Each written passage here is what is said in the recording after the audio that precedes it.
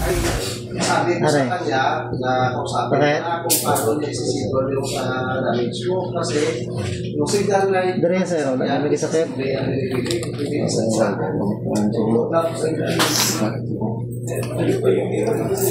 Tatlong na po sir. Tatlong na po sir. Isang tawag ang natanggap ng UNTV News and Rescue mula sa Police Station 2 Bacolod City tungkol sa isang 35 anyos na lalaking nahuli ng otoridad sa isang checkpoint. Napag-alaman na ang pasyente ay nahulihan ng granada at 1.4 milyong halaga ng hinihinalang shabu sa checkpoint na isinagawa sa New Bacolod Government Center. Nangyari ang insidente nang umiwas ang lalaki sa nasabing checkpoint. Dahilan upang matumba siya sakay ng kanyang motorsiklo bandang 1:00 ng madaling araw, October 1. Nagtamo ng pamamaga sa kanyang balikat at kanang bahagi ng ulo ang lalaki. Agad itong nilapatan ng paunang lunas ng UNTV NAR, ngunit tumangging magpadala sa ospital. Inendorso ng team ang lalaki sa kustudiya ng Police Station 2. Nirespondihan din ng UNTV News and Rescue ang 3 lalaki na nahuli sa operasyon ng mga otoridad na nasa Police Station 2 Bacolod City, alas 10:30 ng gabi, October 2. Nakaramdam ang mga pasyente ng pamamaga sa likod, kamay, dibdib, mukha at galos sa kanilang binti. Ang 3 lalaki ay edad 21, 22 at 23 anyos. Agad silang nilapatan ng paunang lunas at nilagyan ng cold compress ang natamong injuries. Minonitor din ang kanilang vital signs, ngunit tumanggi na magpadala pa sa ospital. Sa kasulukuyan ay nakaditin ang 3 lalaki sa Bacolod City Police Station 2 para sa karagdagang pang-imbestigasyon. Habang pabalik naman sa base ay muling nakatanggap ng tawag ang UNTV News team mula sa Disaster Risk Reduction and Management Office ukol sa isang 26 anyos na lalaking sugatan pasado alas 12 ng madaling araw, October 3. Sumabit sa nakalaylay na internet wire ang lalaki sakay ng kanyang motorsiklo sa kahabaan ng highway sa Barangay Pahanukoy, Bacolod City. Iniinda ng pasyente ang pananakit ng kanyang kaliwang kamay at mga galos sa iba't ibang parte ng katawan. Agad namang nilapatan ng pangunang lunas ang mga sugat ng biktima at minonitor ang kanyang vital signs. Matapos ang first aid ay dinala ang pasyente sa South Bacolod General Hospital and Medical Center Incorporated.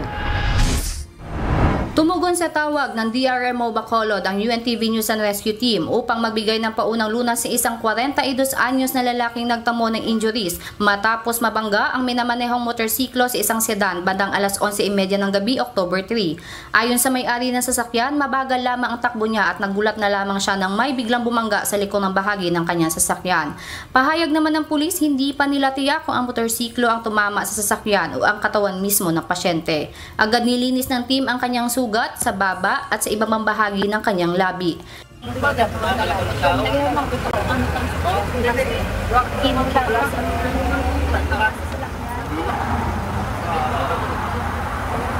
Minonitor din ang kanyang vital signs. Tumanggi ang pasyente na magpadala sa ospital, kaya't pinayuhan na lamang na magpatingin pa rin sa doktor. Patuloy pa rin ang investigasyon ng mga pulis upang matiyak ang tunay na sanhi ng insidente.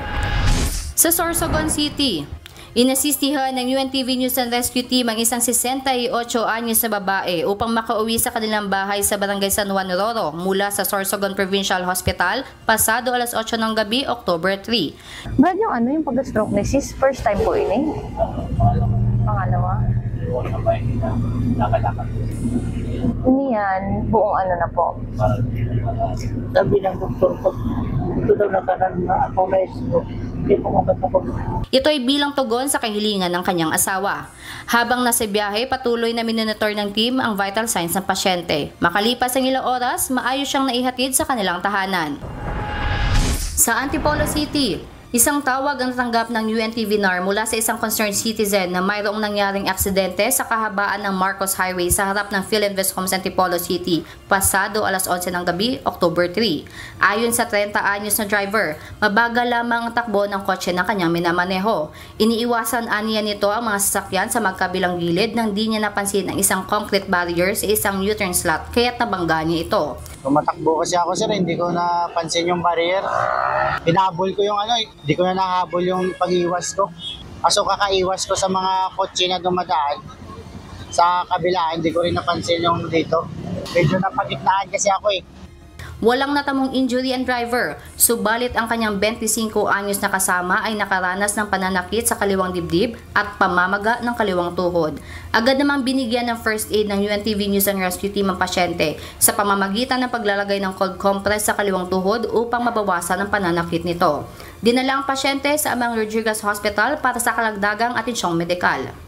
Sa mga nangangailangan ng agarang tulong sa panahon ng aksidente o sakuna, makipag-ugnayan po sa UNTV NAR Hotline 8911-UNTV o 8911-8688. Roan Reyes, UNTV News and Rescue. Diyos ang aming sandigan, serbisyo publiko ang aming pinahahalagahan.